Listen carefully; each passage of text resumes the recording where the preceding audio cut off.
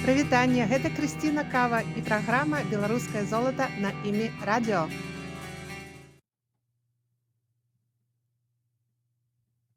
Добрый вечер, любимые белорусы. С вами Кристина Кава и программа «Белорусское золото» на ими радио. Начну сразу с новости. Ну, наверное, это не новость, а так, похвастаться. Вы знаете, наверное, что в Варшаве есть наш замечательный белорусский магазин «Вырой» на Армии Людовой 12. И я сегодня туда заглянула в очередной раз. Боже мой, сколько там всего появилось. И лидский квас, и все наши печенюшки белорусские, и вот эти вот кукурузные палочки, хрумстики, и вообще целая линейка мужских и женских тишоток льняных, и рушники наши, и всякие украшения, брелочки.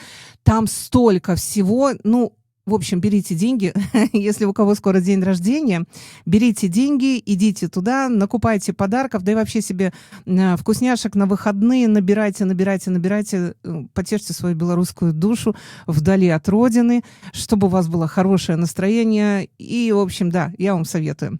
И переходим к нашему эфиру, заявленному эфиру, который у нас первый раз вот в таком направлении. Это очень неожиданно, я думаю, необычно. Мы сегодня будем говорить о наших белорусских традициях с очень неожиданной позиции. У нас в студии сегодня мастер белорусской традиционной ляльки. Она, конечно, сейчас себя сама представит, но я сразу хочу сказать, что мастер очень известный. Я была недавно на ее мастер-классе, и на этом мастер-классе я сама уже я сделала первую свою ляльку такую из ткани ручную. Там вообще нету иголок, не используется ничего, только ручками, боже мой. Если бы я знала, что это так непросто будет, потому что когда, ну вот я была у нее на выставке, и все так ладно выглядит, и кажется, ну это так просто. Век технологий, робототехники, всего остального сделать ручную куколку из ткани. Кажется, ну очень просто. Честное слово, слушайте, я и еще со мной человек 12 женщин пыхтели в течение 2 часов, делая маленьких куколок-подорожниц. Это было очень непросто, хотя мы женщины, и руки у нас приспособлены, и всю мы жизнь там шьем, вяжем, кто что, да? Ну, женское дело такое, да?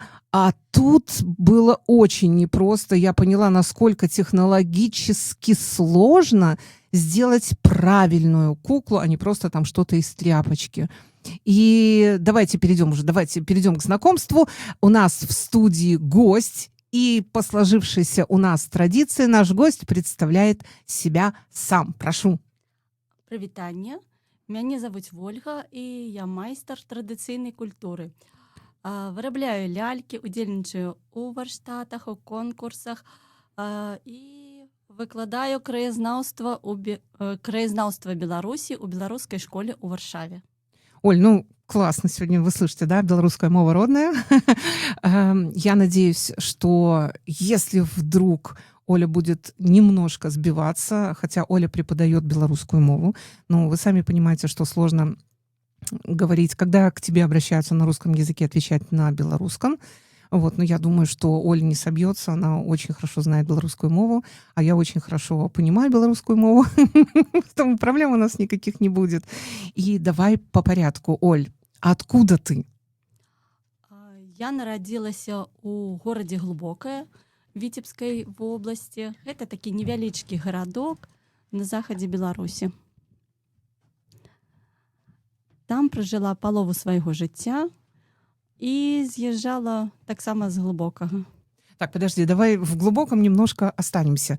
Ты родилась, училась там в школе. Как твоя учеба там проходила? Ну, скажем так, у пачатковай школе я вельмі добра вучылася. Пасля паводзіны перашкаджалі часам не вучыцца, і с 9 класса за паводзін мяне так попросили сойти. Так бывает? Что значит попросили? Так, подожди, почему попросили? Давай объясни. Мой 9 клас супаў з развалам Савецкага Саюзу, і да нас у клас патрапілі, ну не толькі ў клас, а ўвогуле ў горадзе з'явілася шмат бежанцаў. Ну на той час... Бежанцев? Так, ну гэта былі людзі, якія з'язджалі з Літвы, Латвіі, з Каўказа, з Таджыкістана, вось нават у нас у класе быў. І гэтыя людзі проста з'язджалі з краін былога СССР і прыязджалі да нас у горад. Вось. Тады іх не называлі бежанцамі, можа, перасяленцы. Я не памятаю, але вось зараз я разумею, што гэта былі менавіта бежанцы. Людзі, якія былі вымушаны не па сваёй волі з'ехаць у іншае Теперь-то мы это месца. понимаем, что значит беженцы, да? Так, так. Вось. І я сама са шматнацыянальнай сям'і, то бок для мяне было нармалёва стасавацца з беларусамі, з украінцамі, з малдаванамі, з усімі.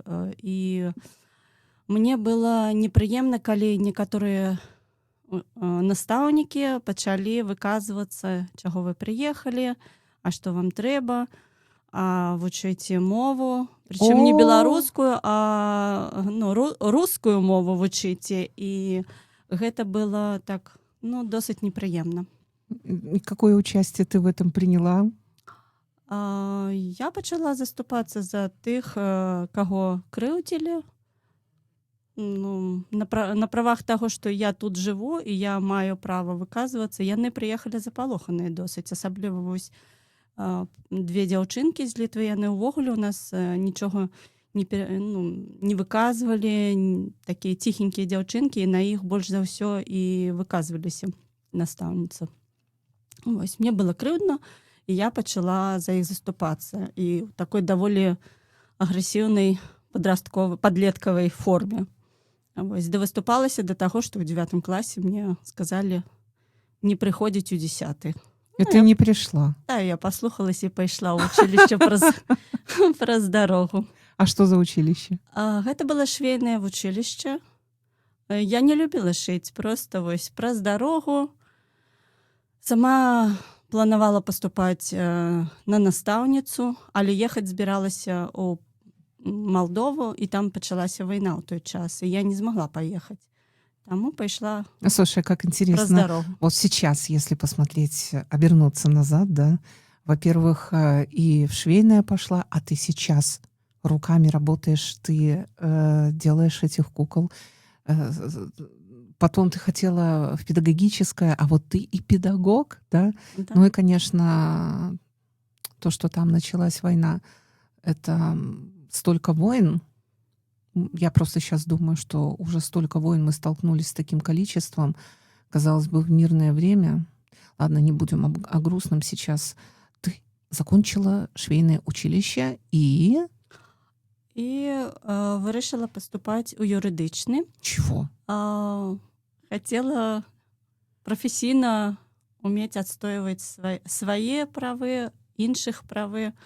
Ну і пішла вчитися. Але правда оказалася такою, що вчить одному, а насамрэч усё інше. Тому, провучившися год, я кинула юридичний і пішла у торговое. Торговое где? Так. У торговое у Мінску. А, ты в Минск уехала? Так. Угу. І амаль 10 год пропрацювала у ресторанному бізнесі, у сфері. А в каком? Починала у ресторані «Агат». В Минчане все знают ресторан «Агат», да, да. Ось, почала з офіціантки і допрацювалася до адміністратора, але потім вирішила, що гэта не сямейная. Ну, то бок, гэта не тая професія, якую можна спалучаць з сям'ёй. А потом? Потым я ўзяла адпачынак і пазнаёмілася са сваім мужам. Где? Где? Я взяла отдых и познакомилась с мужем. Звучит так, как будто ты взяла отдых для того, чтобы наконец-то познакомиться и выйти замуж. Не, я просто стамілася, насамрэч, паехала адпачываць у Чорнагорыю, і там пазнаёмілася з беларусам, які жыў у 300 километрах ад мяне. И даже там познакомилась с белорусом. Так. И как это было? И что, замуж сразу вышла? Ён у першы дзень знаёмства прапанаваў выйсці за яго замуж. Ой. Вось, але я на гэта так спачатку падумала, што гэта шутка, увогуле раз'ехаліся і, можа б, і ніколі не сустрэліся больш зноў, але я згубіла свой нататнік, а там быў напісаны адрес працы маёй, і ён мяне знайшоў. Вось. Вот Я он так- нашел твой блокнотик, и в нем нашел адрес, и потом приехал в Минск, и тебя еще нашел. Да, і мяне. Какой упорный, слушай. Вось. Прапанаваў мне выйсці паўторна, ну і я пагадзілася, але сказала, што ў мяне такі дрэнны характар, што ты мяне кінеш праз тыдзень. И через Не 9 кине. месяцев І не кінуў, і у нас нарадзіўся сын Тимофей. Вось. сколько ему сейчас? Праз 2 тыдні будзе 18. Мои поздравления. Ну, я еще лично тебя, конечно, поздравлю. Ну, вот уже озвучила ты. А чем твой супруг занимался на тот момент? Ён працаваў у турыстычнай сфере, і я вельмі хацела працаваць разам з ім, і супруг. Я вельмі сумавала у дэкрэтным адпачынку. Гэта, напэўне, так рэдка бывае, але ў мяне дэкрэтны адпачынак быў насамрэч дэкрэтным адпачынкам. І я вырашыла паступіць вучыцца. Куда? Куда? Турыстычная сфера, колледж, універсітэт, магістратура, і пайшла по гэтаму. Это все ты шляху. закончила, поступила, вот так Так. вот все закончила? Так. С ребенком на руках? Да, мы нават экзамены ездзілі здаваць разам. С кем? Сыну кенгуру. А? М. Вось. І разам здавалі экзамены, разам вучыліся з ім. И если я не ошибаюсь, вот твой путеводитель, да, Так. он родился как раз когда ты училась. Вот можешь об этом рассказать? Что за путеводитель, чем он известен? А он известен, он до сих пор используется в Беларуси. Я вельмі хацела пайсці працаваць. Ну, вось такое странное ожидание у меня было. Хацела працаваць у турыстычным аддзеле у нашым райисполкоме. Ось, прыйшла попросить про працу, а мне прапанавалі паўдзельнічаць у конкурсе. Прычым там до конца конкурса заставалася 1 ці 2 дні. Вось. І я хутенька придумала такі пашпарт турыста. Гэта быў путеводитель, і ён атрымаў перамогу у конкурсе. Путеводитель где? Почем? Путеводитель Глыбоцкі раён. Угу. Вось, разумеючы, што гэта 2 дні, я не замахивалася на ўсю Беларусь. Гэта ў дысертацыі я потом замахнулася на ўсю Беларусь. А менавіта у путеводителе гэта быў Глыбоцкі раён. И он получил какой-то приз? Так, але пра тое, што прыз атрымала я дазналася на абароне дыплома, калі ў камісіі аказаўся чалавек, які ўручаў прыз за гэты пашпарт, але не мне. Это как? Гэта было імя. Ну, то бок вырашылі, што мне, напэўне, не патрэбна. Вось. І так я дазналася аб тым, што правы на мой пашпарт ушлі да другога чалавека. Але чалавек, які быў у камісіі, ён дапамог мне вярнуць правы на мой пашпарт турыста. І пасля таго, як правы вярнуліся, яго выдалі на беларускай. Першапачаткова ён быў толькі на рускай мове, потым выдаўся на беларускай, польскай і ангельскай. И на польской тоже, да? Так. Так интересно. У тебя польские корни есть? Так, у меня бабуля полька, але аб гэтым мы даведаліся ўжо пасля яе смерці, бо яна скрывала тое, што яна полька. Мгм. Яна з рэпрэсаваных. Яна з Польшчы уцекла з сям'ёй у Беларусь, ось, и оказалась репрессованной. Еще и бабушка у тебя репрессированная. Я не очень понимаю, при каких обстоятельствах она с Польши в Беларусь. Ладно, мы не будем сейчас с этим разбираться. Это исторические моменты. Я не готова.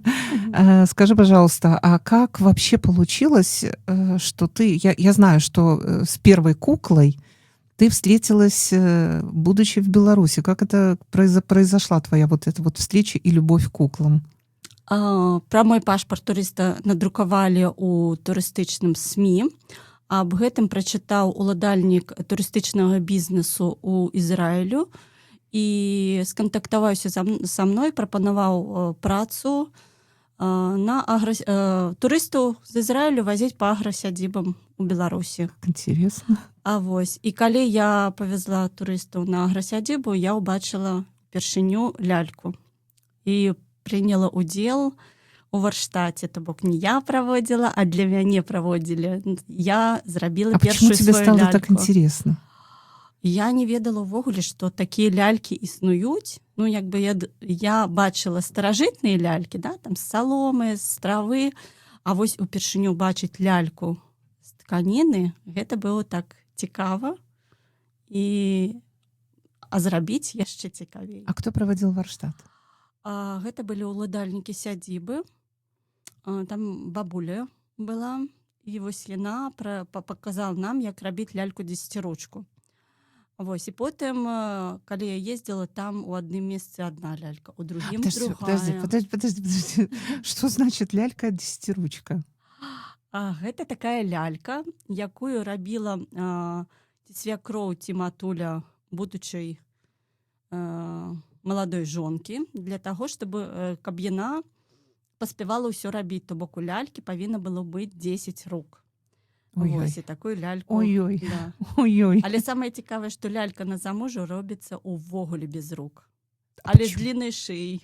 Объясни. То бок, калі робіць ляльку на замужа, то колькасць каўнерчыкаў столькі, колькі ты патрабаванняў выстаўляеш свайму будучаму мужу. О. А рукі табе не патрэбны, ён усё будзе рабіць. Але калі выходзіш замуж, Сразу десятиручка. 10, Тебе да. не кажется, что какой-то подвох в этом есть, да? Сначала такая кукла, а потом такая. Так в жизни оно и тоже так случается, наверное, да? Каўнерыкі надо Да, правильно да, рабіць.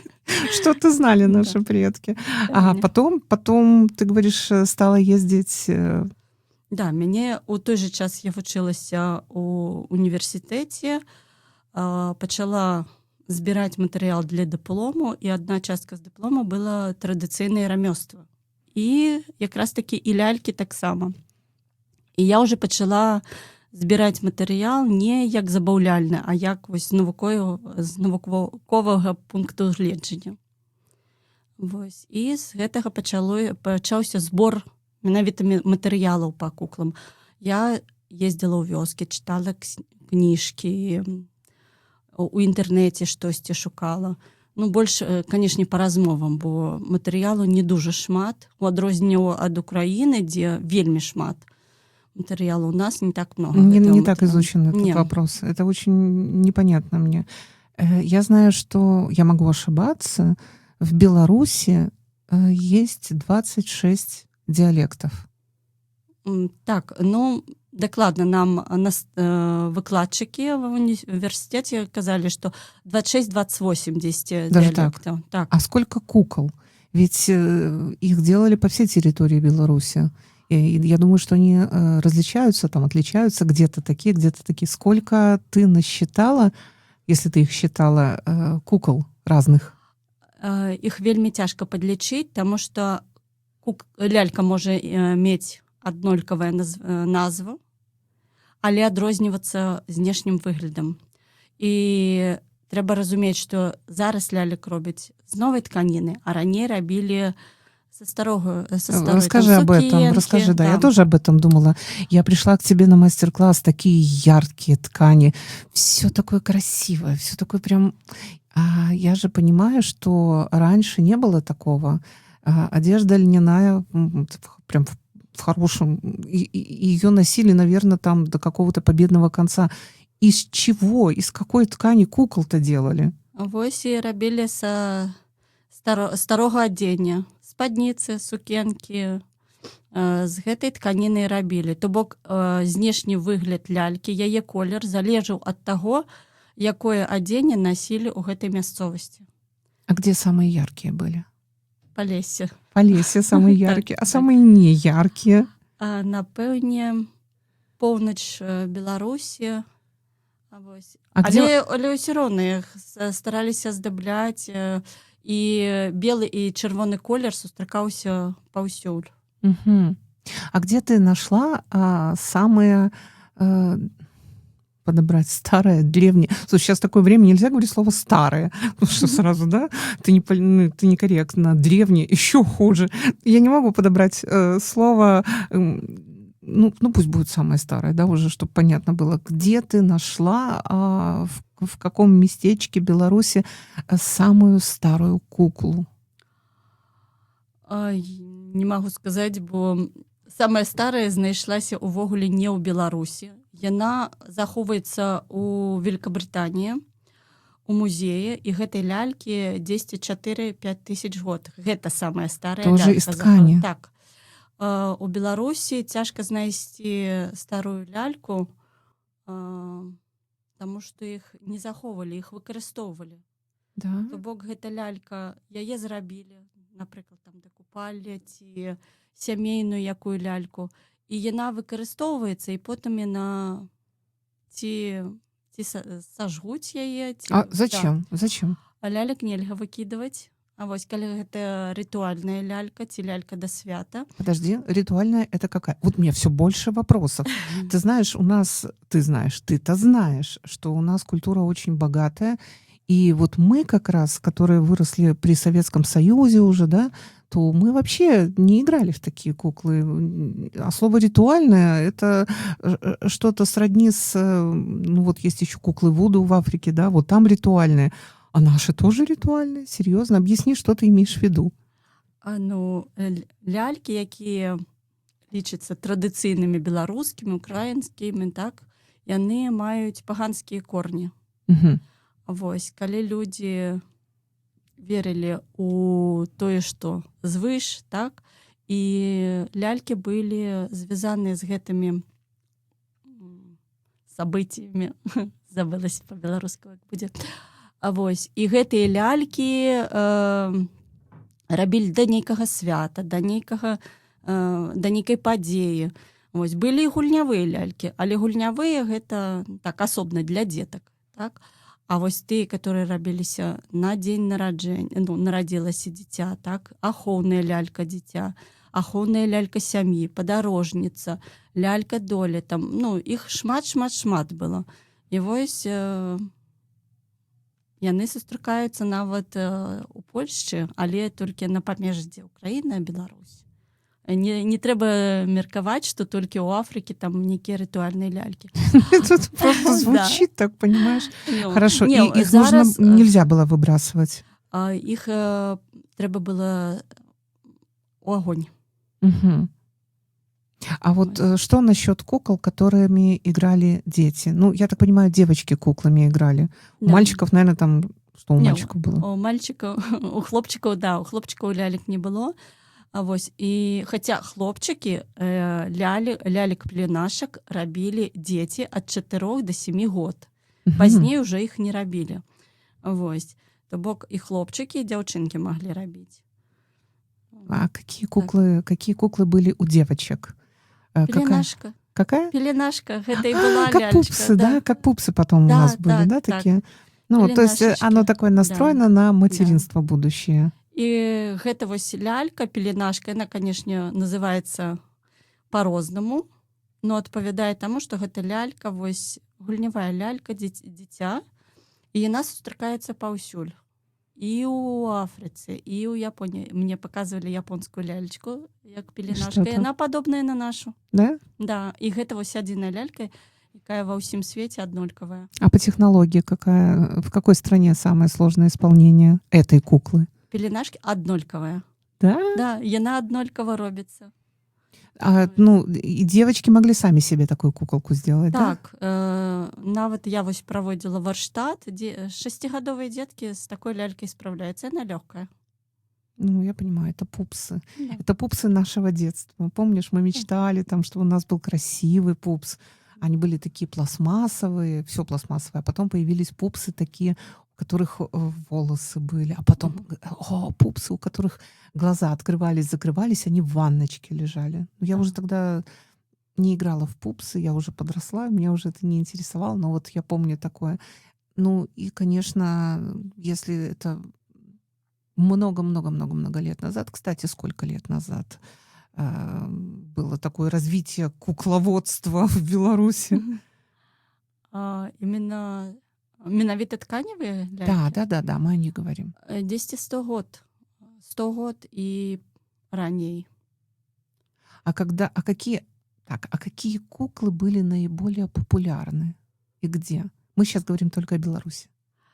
Э, Цяжка аб гэтым сказаць, бо гэта не лічылася якойсьці такой традыцыяй, якую спрабавалі захаваць. Таму А почему? гэта ўспрымалася як штосьці такое пераменлівае. Ну, Слушай, ну а куклы всякие из соломки, они же вот сохранились. Ну, там, конечно, тоже и технологии, и это прям наше традиционное, и мы храним прям это, мгм. как и рушники, так и из соломки коники, эти куколки все. Вот. Я, честно тебе хочу сказать, что никогда не обращала, еще когда была в Беларуси, внимание в наших вот таких магазинах сувенирных, где много-много-много всего, я не обращала внимания, а из ткани там тоже были какие-то, но в основном буслики такие Мгм. висели, да, еще что-то. Куколок я не видела или я не могу вспомнить. И честно тебе скажу, что я вот так вот вплотную с ляльками с белорусскими столкнулась в Польше, встретив тебя, когда я их увидела и на выставках еще. Кстати, о выставках. Я же знаю, что твои куклы или ты, как правильно сказать, ты с куклами или твои куклы, участники многочисленных выставок. Напэўне, больш мае лялькі удзельнікі выстаў, таму што у мяне было так, што лялькі былі на выставе, а мяне там не было. Мае лялькі ўдзельнічалі ў выставе аукцыёне ў Великабрытаніі. Вот это интересно. Я Да. об этом читала. По-моему, даже BBC Так, освещала так. этот аукцион, и какой-то очень известный проводил человек. Это быў аукцыён Сотбіс, Мгм. і так лялькі выстаўляліся на тым аукцыёне. Вось Как национальное творчество или... як частка беларускай культуры. Ой, как... Ну, ты не ездила, да? Не, у мяне не было візы, я не поехала. Слушай, куклам не нужны визы. Да. Как выгодно устроились, да? Они Так. могут просто везде выставляться, все восхищаются, смотрят. Ну, вот, І ва ўкраіне таксама лялькі прымалі ўдзел у выставе, а мне не атрымалася паехаць. І, дарэчы, сёння лялькі зноў паехалі ва ўкраіну без мяне я на знаю, фестываль выставы. а я знаю, что у президента Польши есть твоя кукла. Так. Караль Навроцкі атрымаў маю ляльку падарунак на Раство, але не ад мяне асабіста, но гэта была лялька зроблена мною. І тут дуже такая цікавая гісторыя, бо лялька зробленая з даматканага польскага льну, які мне Да. дастаўся ад польскай пані. Вось, польская пані удзельнічала ў салідарнасці і падаравала мне, калі дазналася, што у мяне падобны лёс на яе.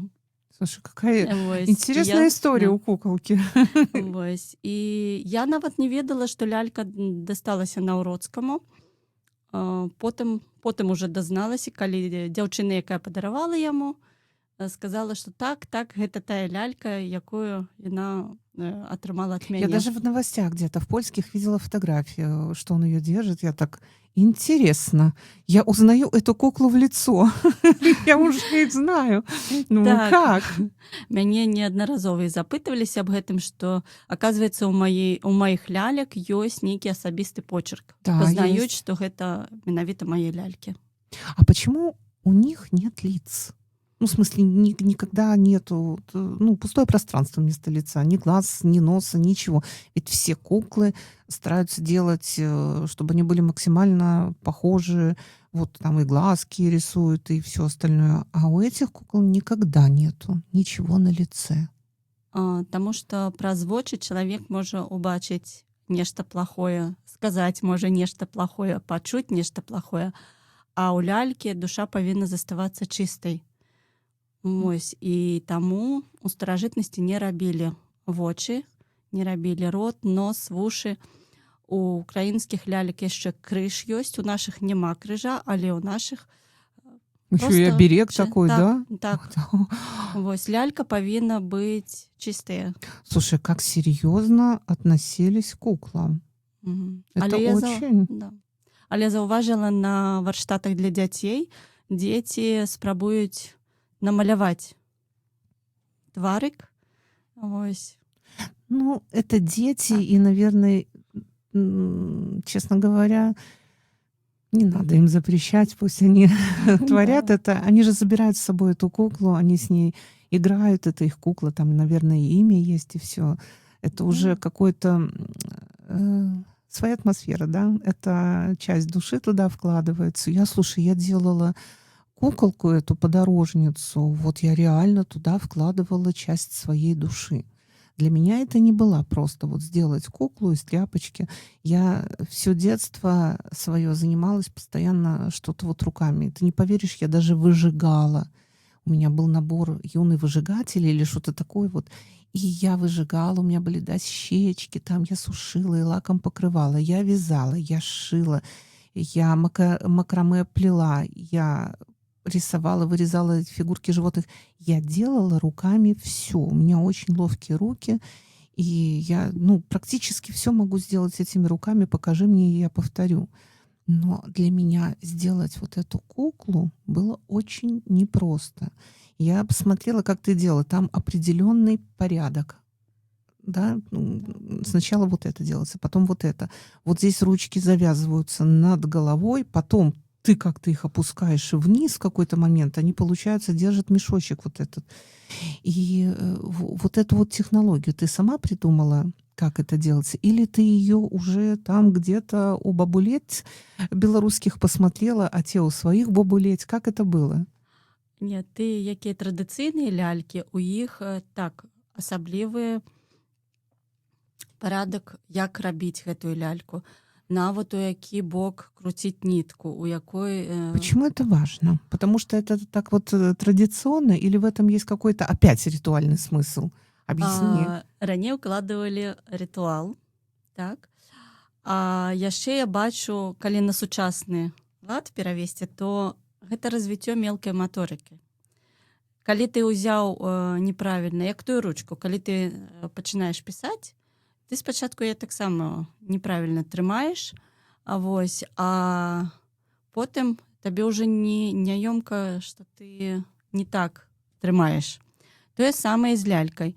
Спачатку трудна, ты спрабуеш яе неяк па-другому ўкласці, тую нітку, тую тканіну.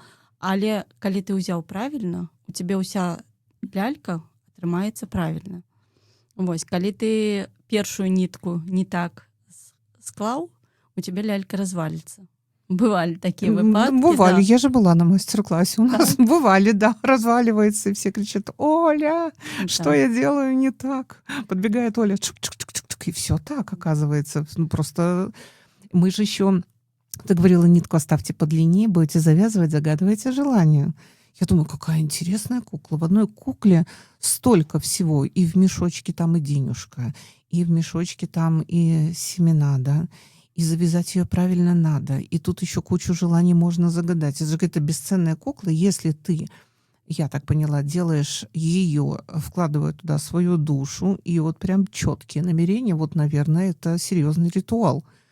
Ну, не здарма ж кажуць, што аб чым думаеш, то і здарыцца. Думаеш о добрым, ну, добрае і будзе. Укладываеш благое, благое будзе. І тая ж вот лялька, падарожніцу мы рабілі, да? Яе раней рабілі толькі мужчынам, якія пакідалі дом, так?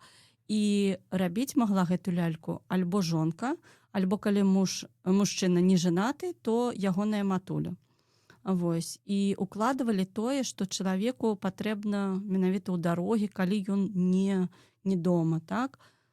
Грошы, каб не застацца без грошай, ежа, каб не застацца без яды, так?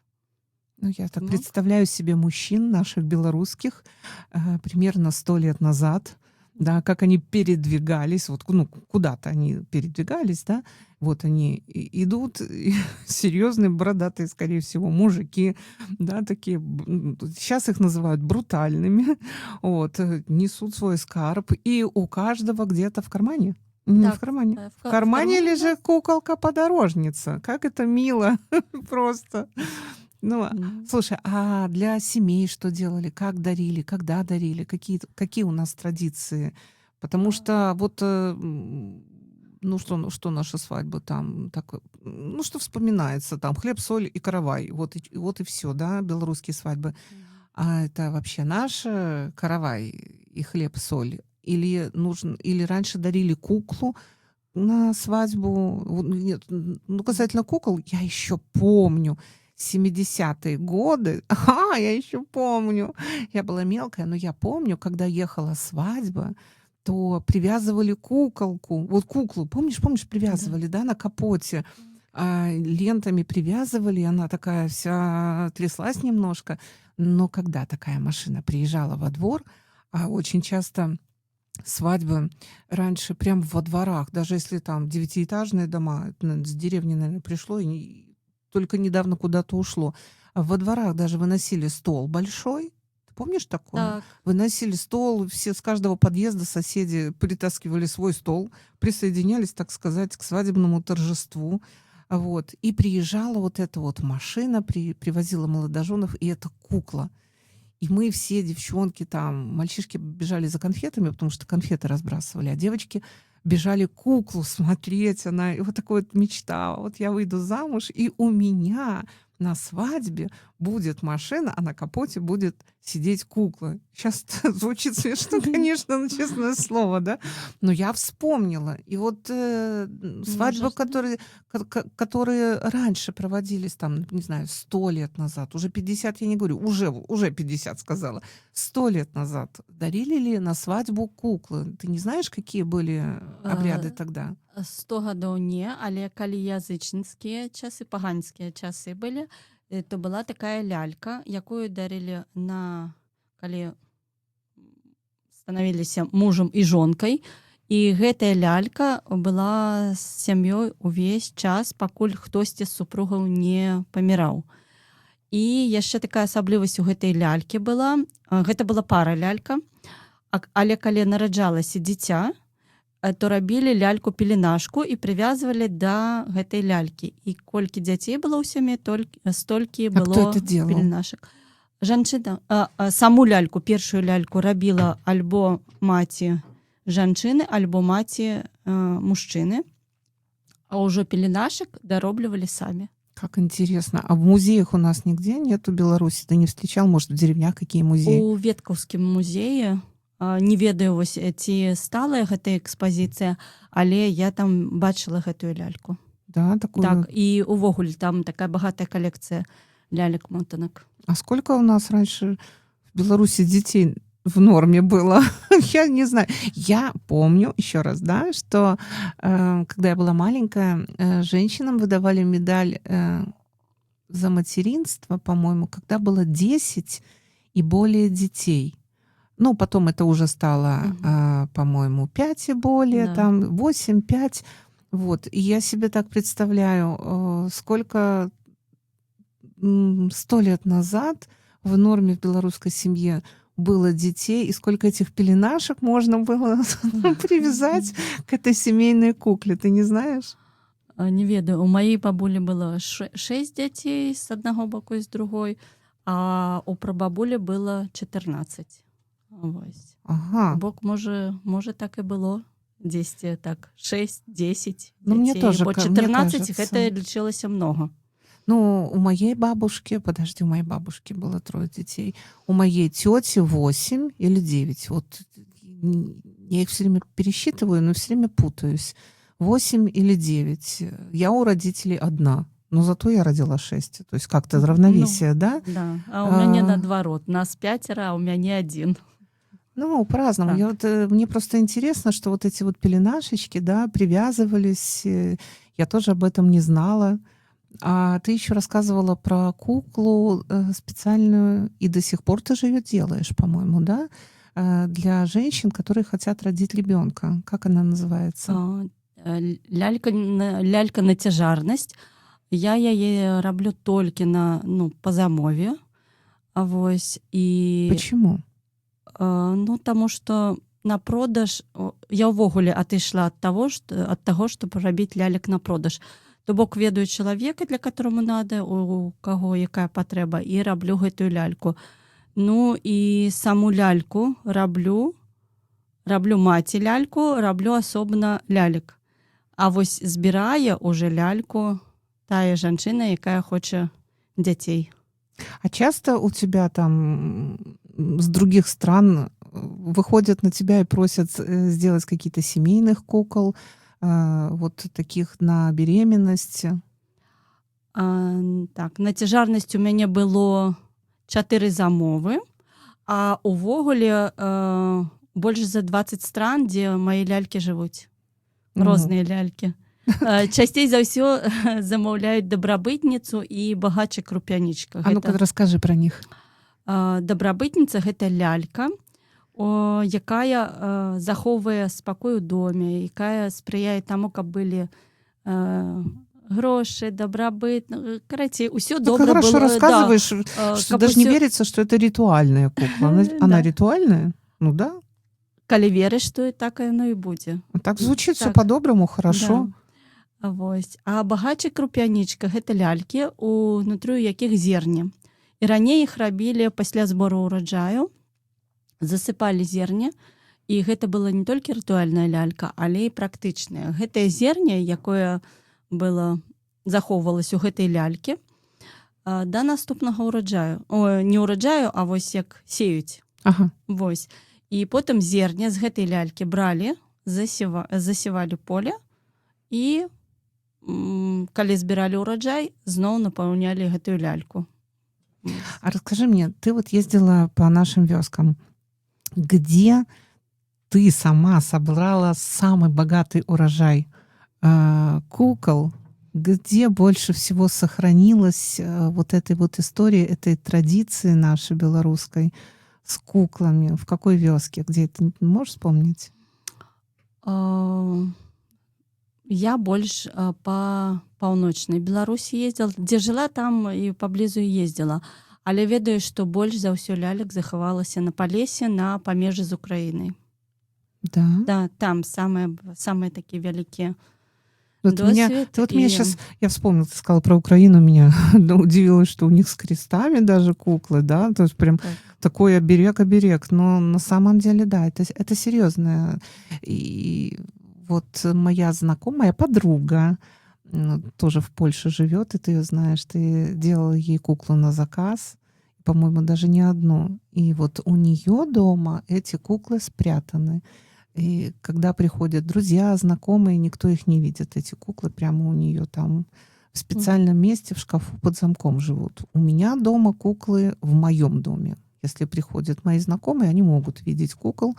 Это красиво, мне нравится. Они очень красивые. Ну, я помню, ты мне подарила ляльку бабу. Сейчас это девочки, чтобы послушали про нее.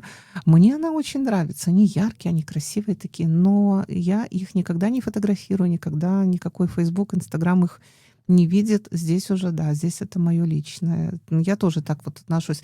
Знаешь, я тебе скажу, вот сейчас я вспомнила, можно верить, можно не верить, сплетничать не хочу, но однажды мне одна очень-очень старая женщина, она сказала мне, это уже в Польше, она говорит, вы вот молодые, везде фотографии свои, вот эти ваши, вот там, у нее внуки просто, она в курсе, тиктоки, это все называется тиктоками, да, и Facebook, и LinkedIn, все до кучи, эти ваши тиктоки. Вы фотографии свои везде там размещаете и не думаете никогда о том, что есть люди нехорошие. Я говорю, ну, слушайте, всегда есть нехорошие люди, так что ж не жить теперь. Она говорит, так нет. Вот она мне сказала, что размещайте просто на вашу фотографию фильтр положите какой-то простой. Ну, слово ретушь она не знает, естественно, но просто любой фильтр там, знаешь, там темнее, теплее, вот что-то такое, да. Я на нее смотрю, думаю, блин, что за эзотерика и мистика какая-то в наше-то время. А ей, наверное, уже там лет 86-87, там, может, 89, не знаю. И откуда она вообще про это думает, знает? А ты сейчас сказала, что на куклах не должно быть лиц. Это тоже, наверное, какой-то того времени фильтр, мне кажется, того времени. Ну, так у меня в голове сходится. Хотя ну, казалось бы, да, это же просто кукла. Нет, вообще, мне кажется, в жизни ничего просто не бывает. И вот наши традиции, которые идут сквозь сотни лет, это все очень даже непросто. Очень непросто. Ну, поэтому вот ты сказал, в Украине вообще крестики на них. Я думаю, боже, как серьезно все. Какая серьезная жизнь. А вот расскажи мне, пожалуйста, кстати, вот эта кукла первая, которую ты мне подарила, она меня потрясла. Я не видела такой, хотя у меня 6 детей, и я много игрушек видела в жизни. Хотя это мальчики, конечно, я не покупала кукол, но я видела много игрушек. И вот эта вот девка-баба, перевертыш так своеобразный, она вообще, во-первых, я не знаю, как ты ее сделала, потому что с какой стороны ее не перевернешь, она везде идеально просто. Юбочку обтянула, обтряхнула, волосы поправила, и она уже в порядке. Расскажи, пожалуйста, про эту куклу, что она означает, и кому, и для чего она вообще? Ну, она красавица. Красавица. Давай, рассказывай. Гэтая кукла вельмі такая цікавая, і яна толькі сустракаецца толькі ў Беларусі. Да? Так. І вось як выходзіць з назвы лялькі, так? Дзеўка гэта такая пяшчотная весялушка, так? А другая Там и працавіты, бусики, такие бусики, красивые. І вось у гэтай лялькі две функцыі. Яна павінна, калі на одну старану гэта для весялосці, для нейкага такога лёгкага пачуцця, для любві, для кахання, так. А другая сторона другая сторона, каб паспяваць робіць, каб зарабіць грошы, каб быць паспяховай у прафесіі. Деловая такая баба, да, баба деловая, І бізнес. абедзве яны нясуць у сабе прыгажосць. Яны прыгожыя з адной і з другой стороны, толькі прыгажосць гэта розная. Вось. І тое, чаго табе не хапае зараз, на тую сторону і трэба пераварочваць гэтую ляльку. Ну, я хочу сказать, что у моей голова кружилась неоднократно. То мне нужно, да, то мне нужно любовь, то мне нужно вот вдохновение, и у меня такая девка стоит, я еще бусики ей поправляю, знаешь, вся такая она красивая аж. А потом все, мне нужно делами заняться срочно. И это не домашние какие-то дела, там уборки, нет, это же мелочи. Что-то серьезное, какое-то продвижение, какой-то там бизнес, заработок, там коммуникации какие-то новые. И я ее переворачиваю, поправляю, она такая серьезная, там, баба у тебя вот такая вот прям, да, переворачиваю, она немножко так вот по-деловому выглядит, не немножко, а серьезно. И вот как-то, да, я не могу сказать, что у меня жизнь от куклы зависит, нет, конечно, но вот это вот как-то подбадривает, да, подбадривает, не расслабляешься, смотришь, она так серьезно, думаешь, блин, кукла серьезная, ты что не серьезная, и начинаешь уже, да. А где ты подсмотрела эту куклу? Гэта мне, дарэчы, паказала жанчына тут у Польшчы, але на беларускай паказала, як рабіць гэтую ляльку. А сама она откуда? Мне хочется корни найти куклы. А яна сама з Падоршы. Ага, вот откуда. Можа адтуль. И больше нигде не делают, да, таких? Ну, я больше нідзе не сустракала. Магу памыляцца, можа яшчэ где ёсць, но вось я толькі ад яе чула про гэтую ляльку. Слушай, очень интересно. Оль, так интересно. Ну, давай теперь просто скажи нашим слушателям насчет мастер-классов, где тебя можно найти, кукол твоих заказать, потому что у нас уже время подходит эфирное к завершению. Расскажи, пожалуйста, как тебя найти? Мяне можна знайсці на старонках у Інстаграм. Я заставлю Крысціне контакты. Вось. І выставы я на той же сторонке у Инстаграме. А в Фейсбуке можно тебя по имени, фамилии? И у Фейсбуке по имени, прозвищу таксама мяне можна знайсці. Там я публікую, калі, што і дзе адбываецца. Ольга Пашкович. Так. Да, мастер-классы, Варштаты в Варшаве проводятся. Ну и если кто-то сильно нуждается в поддержке в виде куклы, пишите Оле, проконсультируйте, что делали 100 лет назад жанчины в Беларуси. Оль, спасибо тебе большое, что ты пришла сегодня. Я очень вдохновлена и обрадована, и столько всего интересного узнала. Ну и она мне принесла в подарок очередную куклу. Не скажу, какую. Это мое личное. Все, дорогие белорусы, до следующего четверга. Всех люблю. Всего хорошего вам. Да побачення. Пасля навальніцы знаходзіць адзін аднаго ў пяску і дзівіцца. Мы дыхаем зноў у аскепках столицы. Холодное солнце, головное мае адбыцца. Мы дыхаем зноў, мы дыхаем зноў.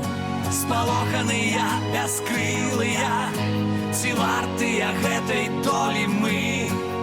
Дыхай свабодна, мілая, прагна глыткамі доўгімі. Дыхай на поўныя грудзі нам, ветразі да блокаў дом. Ляці, не глядзі ў мінулае, нібы матылёк на сваё святло. пасля навальніцы, дзе вода разонну забыты, нібыта нам снится. Мы дыхаем зноў, І цёпла ў сталіцы усё адбылося, што ўрэшце павінна адбыцца. Мы дыхаем зноў, дыхаем зноў.